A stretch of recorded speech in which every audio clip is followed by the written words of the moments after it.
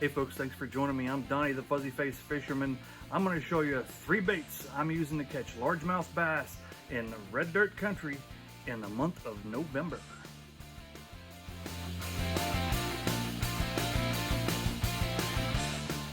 Alright, so I'm just going to get right into this here. So it's November, the temperatures have cooled off quite a bit.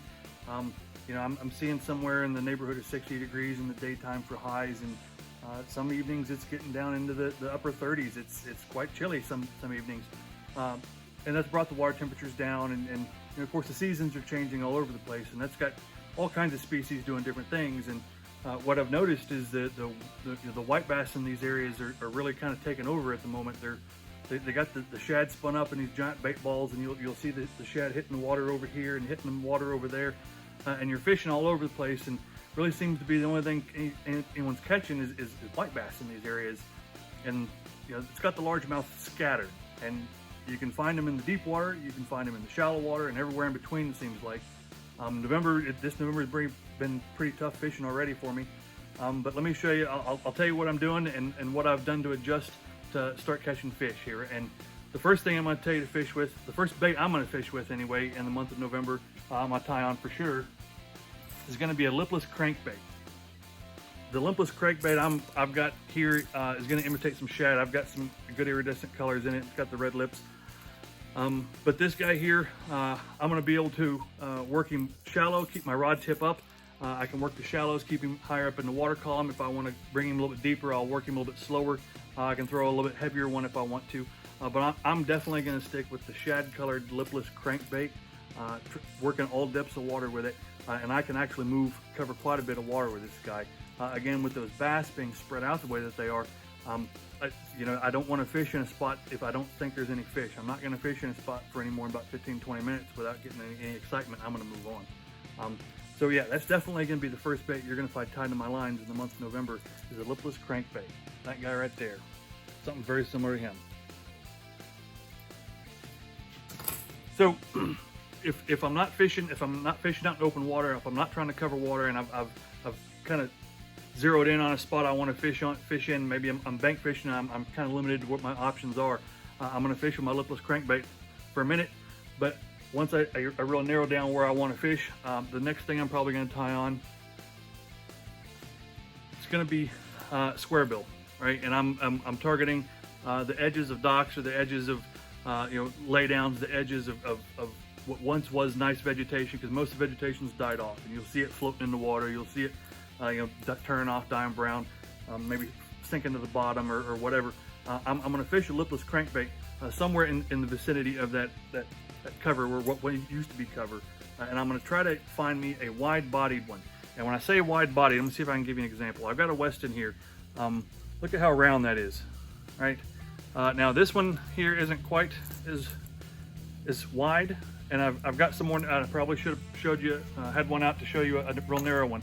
But I'm gonna look for this wide body, and the reason the wide body makes a difference is because as he's moving through the water, he is making all kinds of side-to-side action, and he's gonna flip back and forth, and he's gonna draw all the attention of the bass that are hopefully in the area. Again, I'm still looking for those bass, and I'm trying to draw them in.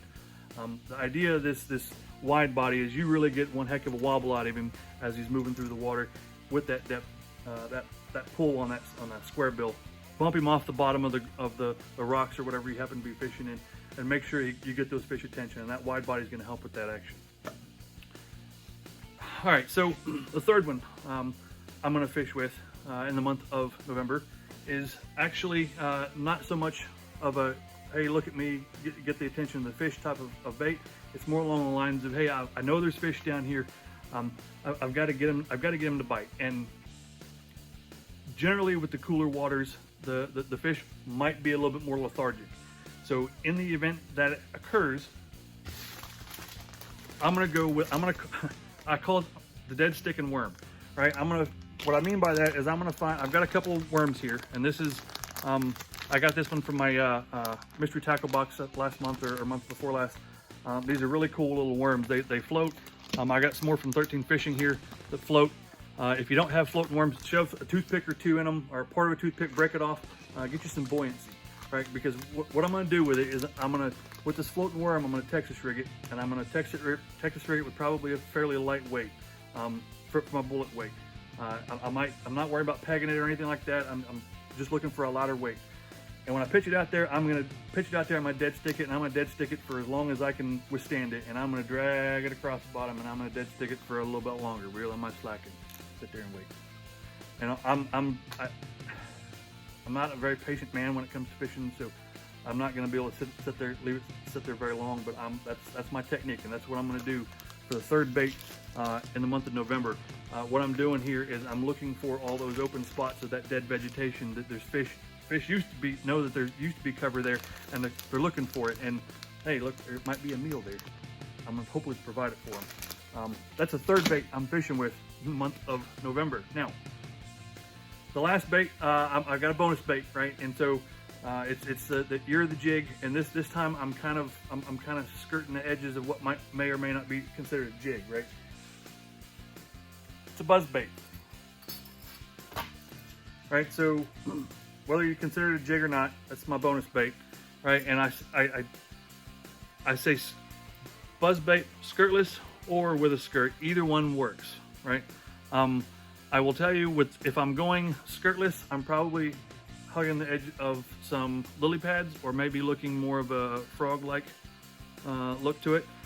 This guy definitely working top water in the mornings and the evenings. If it's warm enough, if it's not, you dress for the occasion. But I'm gonna look for some top water action with a buzz bait. That's my bonus bait for the month of November. Guys, that's what I'm gonna tie onto my lines. There's gonna be more I probably will tie on other than what I just showed you. But that's where I'm gonna be starting. And if you'd like to share what you're fishing with in the month of November, I'd love to hear about it. Tell me where you're from, what you're fishing with. Once again, guys, my name is Donnie. I am the Fuzzy Face Fisherman. Thanks for joining me at Red Dirt Fishing, and until next time, tight lines to you.